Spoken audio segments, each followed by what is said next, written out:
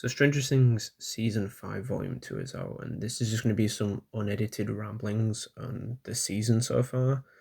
More so in volume 2 because I don't really want to go over volume 1 again.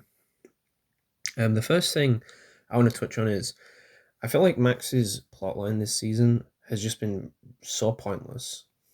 Like it's just been a waste of a character, and all it has really led to is less interaction with the characters that she has good chemistry with.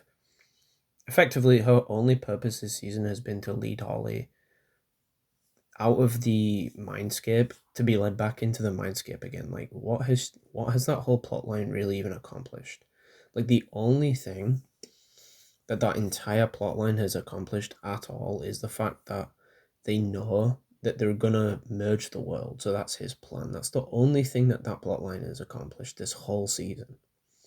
Because that's the only thing that's come out of it that has any relevance. Like, yeah, we've learned what has happened inside his head and all that shit, but that could have really just been done through Holly alone. Did we really need to see Max wasted in that whole plot line?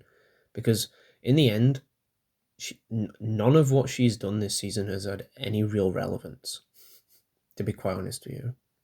We learned about the cave thing, but I'll mention the cave thing comes into the second point I want to go on to. But again, like one of the best scenes in this season has been Max and Lucas's interaction when she wakes up, and I feel like all it has really done is just waste those interactions between those characters. There could have been way more between these two characters over this volume and over this season even, and we just haven't had it because they had to write this stupid plotline with her in his mind. Henry's backstory is extremely underwhelming. There hasn't really been any explanation on his character so far, and there's been, I mean, they've had hints, like little hints onto like his character, but nothing really like in terms of explaining him. Like it almost is contradictory with the play, which they have claimed is canon. So, for instance, the play had instances where it almost seemed like the Mind Flayer was controlling him, and it gave backstory on like how he was sent to Dimension X and how he dealt with his powers and the struggle between him and like the Mind Flayer's influence and like how he lost to it in the end and he just got completely possessed by it. And the show hasn't covered any of this like at all. We're up to the last episode and they've not mentioned anything about this. So I'm curious if in the final episode, if we're just gonna have like a scene where he's just like monologuing to someone for like 10 minutes on like his whole past or something in like a rushed 10 minute segment, because how can you possibly understand the show or like appreciate the show to the point where you should without seeing the play?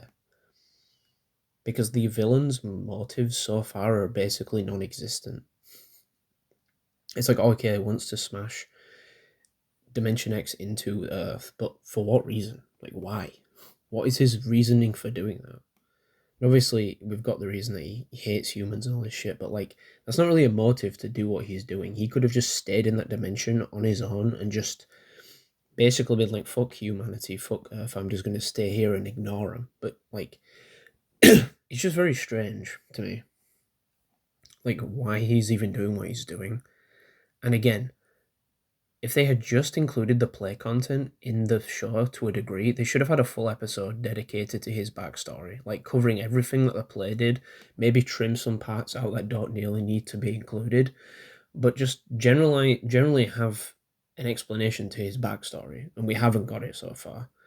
The stunted acting. I feel like a lot of scenes in this in the volume just feel really weird acting wise. Mostly like I feel like the Eleven and Mike scenes just feel extremely awkward and almost like they don't seem believable.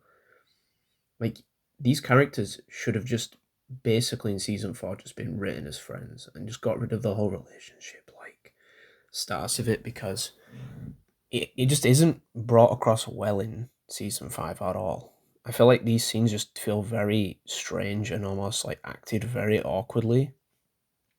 I also just feel the same about the Jonathan and Nancy scenes. Like, it just doesn't seem to believable to me, and I just think they're very not bad actors, but I just feel like they haven't really done the scenes justice personally. Now, if you look at another scene with Max and Lucas. The Max and Lucas scene I think's really good. I think the Dustin and Steve scene's really good. But these scenes just don't feel natural, and they just feel awkwardly like acted, I guess you could say. But I mean, we could really done without them, to be honest. I don't really see much value in those scenes personally. Maybe people have a different opinion to me, but I just felt like they wasted time that we don't have. Will's revelations pretty underwhelming. Just his powers, like he didn't really do much with them, to be honest with you. Like what he saved Max once, and that's all he's done. Like the whole reveal at the end of Volume 1 has been really used only once. Now, we know that he's going to beat Vecna. He's probably going to point his hand out and scream at Vecna, and he's going to beat Vecna. That's what's going to happen. Because of the second thing that I want to cover here, which is him coming out as gay. He commented to Joyce that he's been using that against Will. Basically, like, he's been using that, like, secret of his against him to basically gain power over him. So now that that secret is no longer there, obviously the conclusion is going to be that Vecna no longer has any power over him, so now Will can destroy Vecna. That's what's going to happen. That is exactly what is going to happen. I'm calling it. But just, again, a lot of it just feels like wasted time. We spent 10 minutes on that scene at the end of the bridge, and I just feel like, again, there's a lot of things in the show that could have been explained in the place of that I feel would have been made the show feel more complete. That didn't really add anything to the show whatsoever. Again, we've had non-history on Henry at all. We had literally one scene where he's in the mine, and that's it. That's all we've had on Henry's whole backstory. Like, where the fuck is his... Like, we've had less backstory on Henry than we have had on Will's gay scene. That to me makes no sense. I think Holly was decent this season. Performance was okay. But too many characters. Just way too many fucking characters now. No shade on her performance. I feel like pretty much a lot of what she did was decent. But I also just feel like there's too many fucking characters. Like, same with Vicky. Vicky's plotline just did not feel natural at all. First off, she's in the hospital room with Robin, almost condemning her to a loony bin over what she's saying, and then like within like an episode, she's in the Upside Down and just seems fine with it. And then the episode after that, she's talking about the fucking wormhole, and it's like, you've gone pretty quickly. You've developed pretty quickly from these things are all like in your head and you're on drugs to, oh no, I just completely understand this now and I'm on board with it. It just seems very strange to me. That whole development just seems really pointless and rushed. And why does the character even exist? Other than to have something in the epilogue to give Robin. That's the only reason I can think she even exists. But same with Holly, just too many characters. They needed to trim some of the characters out of this season. There's just too fucking many now. And it's making certain characters feel like they're not getting the screen time that they should do, which is like Lucas, for instance. The fact that Holly got more screen time this season than fucking Lucas is an absolute affront to how badly written this show is right now. So there's potentially even a plot hole in this season, which is involving the journal that Dustin finds. Dustin finds a journal that has Brenner's notes in it on the Upside Down. So he has a journal in the Upside Down lab that dictate like the notes, like the things out the wall. He sees the things on the wall in the lab, like showing the ring around Hawkins and all that shit. And he finds the diary with all the notes on like the exotic matter and stuff. And people have rightly brought up the fact that this journal shouldn't exist. The thing on the wall shouldn't exist, the circle, because the snapshot of the Upside Down occurred before they even knew, like that, the snapshot of the lab would have been before they even knew it existed. Because it was taken on the exact moment the Upside Down was created, the whole visual look of the lab. So there should be no ring there because they've never seen the wall. There should be no diary there denoting about it because they've never been in it yet. To even know that the exotic matter's there, or the wormhole's there, they've not even been in it. So how the hell is there this journal that served as a pretty crucial plot point to the whole thing. Like, this journal is like essentially one of the biggest things in the whole volume, leading to revelations about what's happening. And the journal is itself, it seems to be a plot hole because it shouldn't exist. Now, the only thing that I can think is that the journal is not Brenner's, but it's Kay's, and she was in that lab for some reason when they built the military base, and it's her journal, not Brenner's. Because I remember hearing that apparently in the finale, Kay is going to play a part or something, like a crucial part to like beating him. And my only theory on that is that she's the one that writ those notes in the first place. It wasn't Brenner, which would make it not a plot hole then. But if it was Brenner, it's a plot hole because it shouldn't exist in the Upside Down. And also, just how did Dustin even understand what was written in there? He's a high school child. That, yes, people have brought up the fact that, oh, he studies physics and he studies astronomy and all this stuff. But yeah, but at a high school level, he's not like Einstein reading about like complex theories on how these things work and how, like, what is required to power this type of like event. Like, he shouldn't understand what's in that journal. Now, if they'd have brought that journal to the teacher and the teacher had read it and understood it a bit more, fair enough.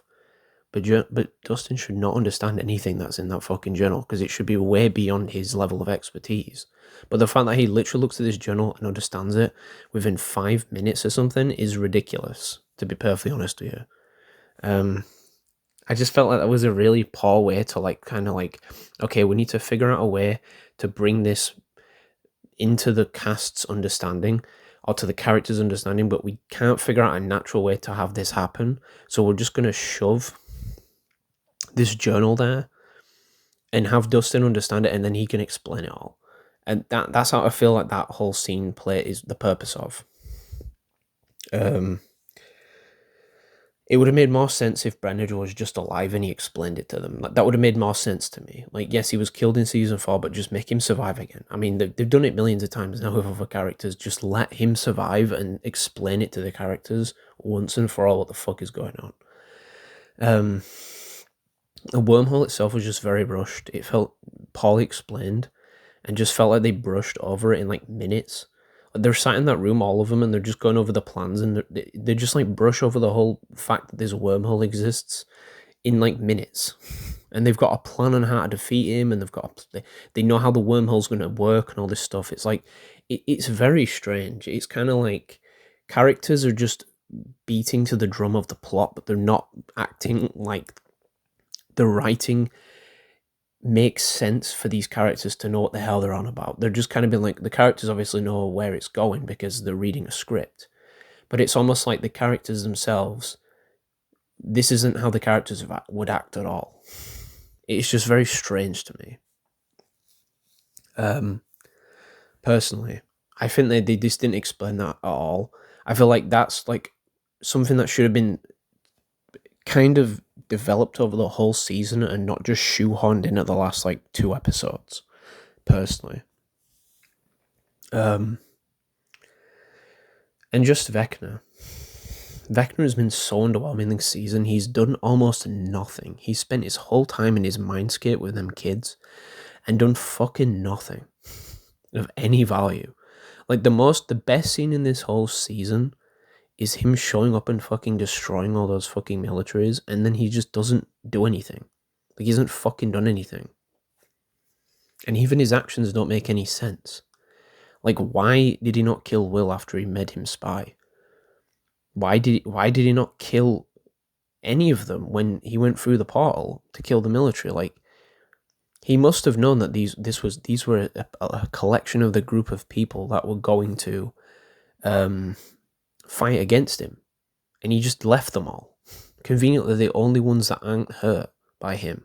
Everyone else is killed. Even everyone in the military is literally slaughtered to death, and the only people that aren't actually hurt all of the people that are actively going to try and fight against him. It just seems very convenient, stupid writing. That felt like a perfect moment at the end of Volume 1 to kill somebody. And I know there's the whole Will turned into a Vecna and stuff, but why would Vecna not just turn around, do a 180 when he's walking away and come back and be like, wait, what the fuck's going on here? How did you just kill them? And then just kill Will?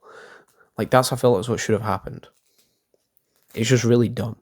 But he just hasn't done anything. And you know what's going to happen? It's going to be a super predictable ending where he's going to put his hand out to like kill Will or something, and Will's going to be like, going to be able to fight back against him, and then he's going to be like, wait a second, why is this not working now? And it's because of the whole gay scene where he comes out as gay, and then he's going to kill Vecna. Like, that's what's going to happen. That is 100% what's going to happen. And then we're going to be left with a villain that just felt poorly developed, and then just kind of did nothing for this whole season. Like, it just, I don't know, man.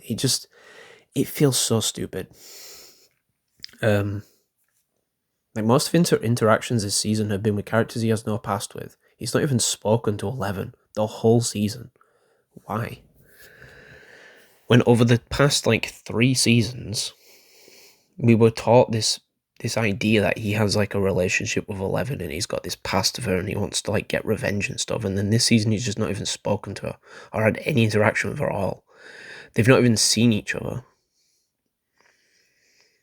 Like, Eleven didn't even see Vecna when he came from the gate. Eleven didn't see Vecna when he had Will up on the wall. You know, like, it's like, what the fuck? Ultimately, it's not terrible, but it's not great either.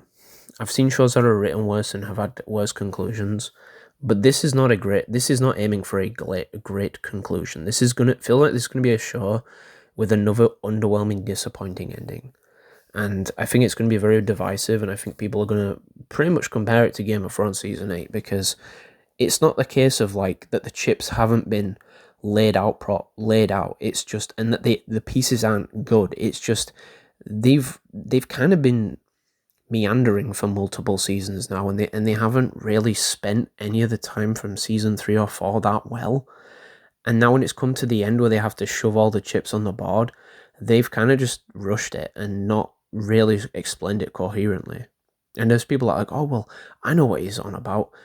And I'm not talking about, like, understanding what the fuck's going on. I mean about understanding about the characters coming to terms with each thing and realistically, like, reacting to it. It's like, it's like the Vic is a perfect example.